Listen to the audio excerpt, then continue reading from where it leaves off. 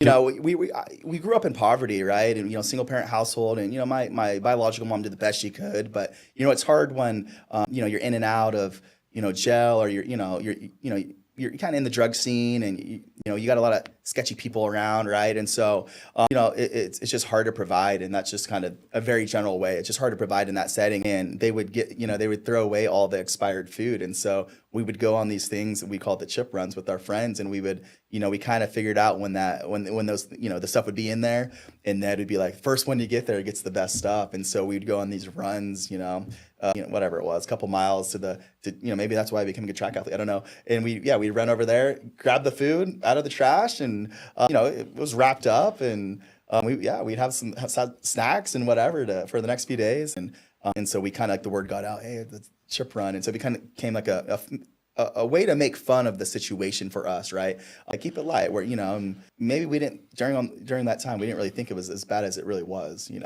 like, she did the best she could. But we knew if we wanted to, eat things of somewhat nutrition, like, we had to go to school. And so, we had to be at school to get breakfast and lunch. We're going to compete to figure it out. Like, we did things that, like, kids shouldn't be doing, stealing and, like, trying to get, food from, stores and stuff. But it's because we were just trying to survive. It sucks to admit something like that.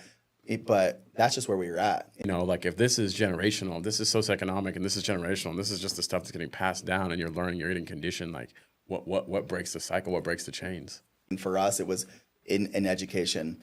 We had some incredible teachers, coaches, staff members, and administrators come into our lives and really show us the light in a way. Parks, who was like, showed us that, like, there's another way. Like, you guys have some athletic ability, and, like, you're not bad kids like you want to, like, you think you are.